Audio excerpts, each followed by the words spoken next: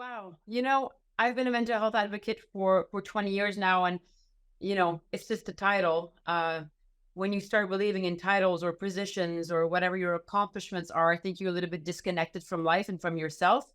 So I can only speak from experience. I suffered from eating disorders and anxiety when I was a teenager and into my adult years. And it's part of the reason why I wrote the book Closer Together. But the main thing that I've been, I would say interested in and looking at the science and the data and the research, which is extremely important because all of this happens so quickly in our lives, right? And the fact that human beings were not supposed to be this sedentary. We're not supposed to be sitting in front of a screen and not moving all day. We're not really supposed to be having our eyes look at something from up close so much because it causes vision trouble. We're not supposed to be constantly stimulated every second of the day with different information because it does cause difficulty in attention span. So there's a lot of research and data showing that our ways of living do affect the way we process information, the way we are in our nervous systems as well.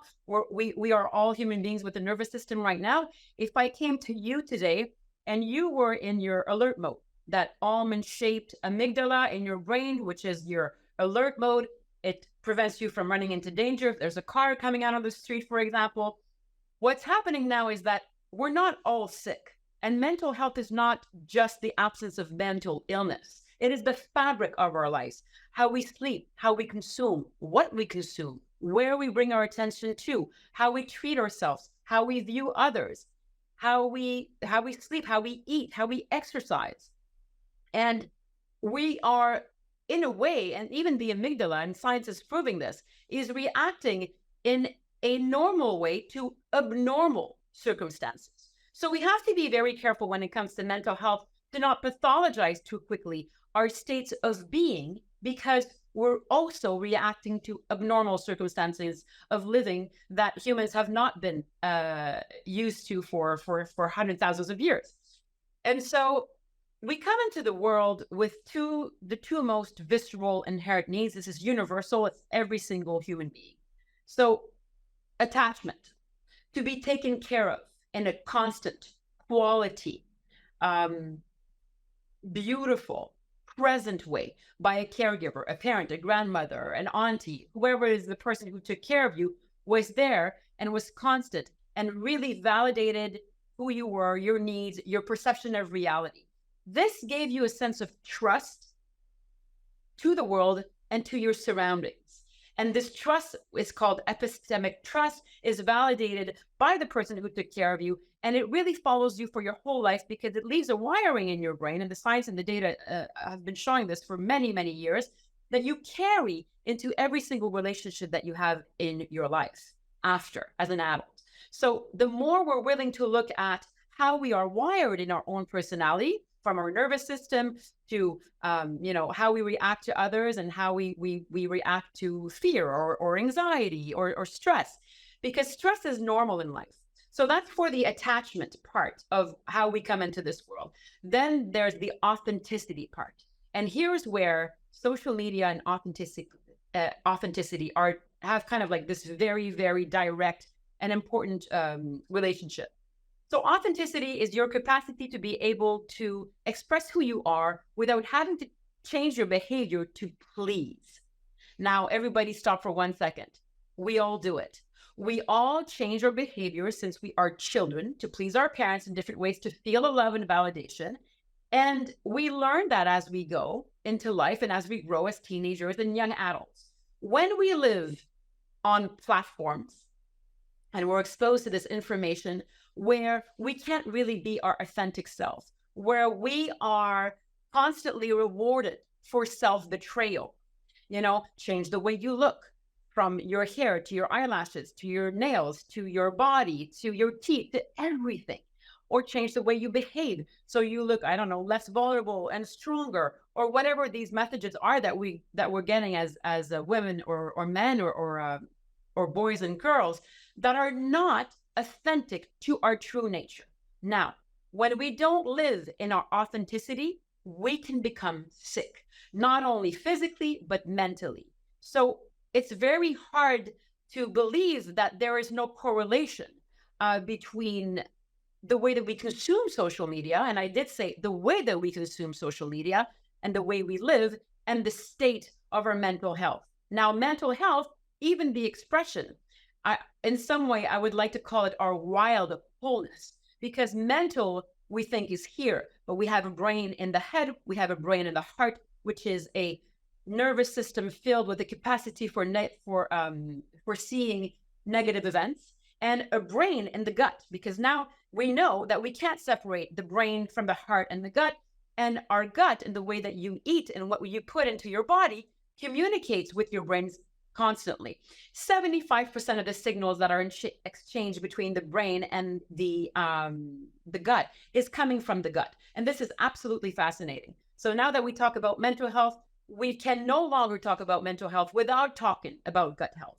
And, you know, one thing that I've been noticing, meeting young people from across this country and outside in the world, with the luck that I've had to be able to connect with so many different human beings from different walks of life completely, is we're all one trauma away from each other. It takes one dramatic life event to change your brain, change the way you perceive your own body, your own nervous system, change the way you interact with others. Now, if I had come to you tonight with a neutral face, but you were in your alert mode, and I started saying that at the beginning, now you'll understand why.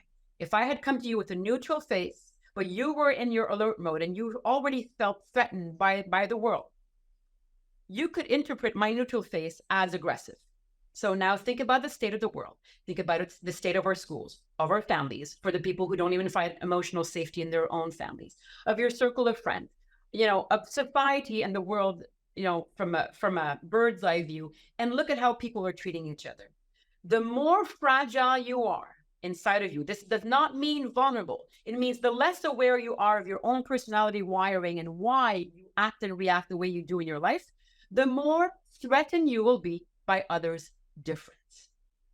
So mental health is a way of being, of respecting, of being authentic, and of living in your truth inside of your body from a physical and nervous system perspective and from a psychological perspective, and those cannot be dissociated.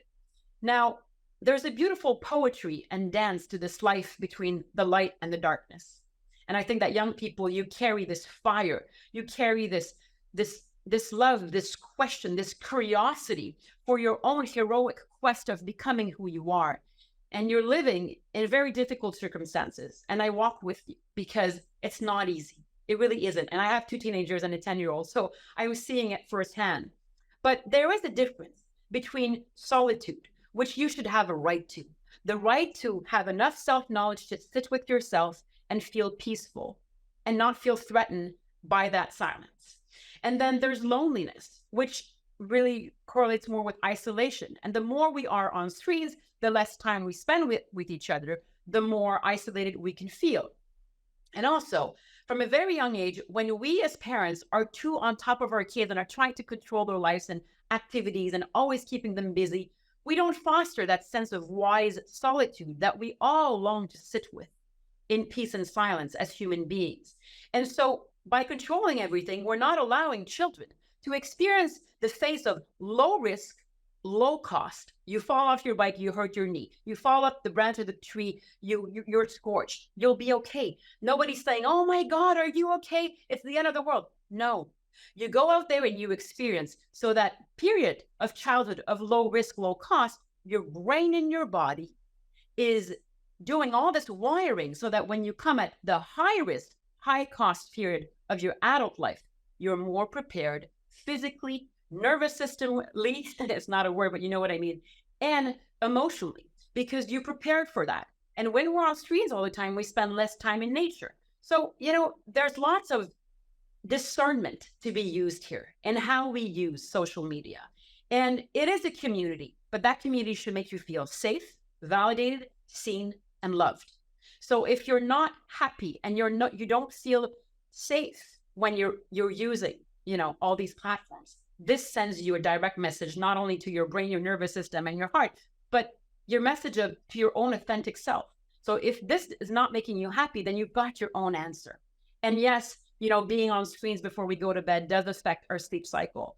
So I just think we have to use a little bit more discernment, a little bit more perspective, and to be honest with each other. We can't go through this lifetime without being vulnerable. Vulnerability is key, and there's no authenticity without vulnerability. So let's continue this conversation. And thank you for the incredible allies and speakers, and for the Walrus for bringing us all closer together.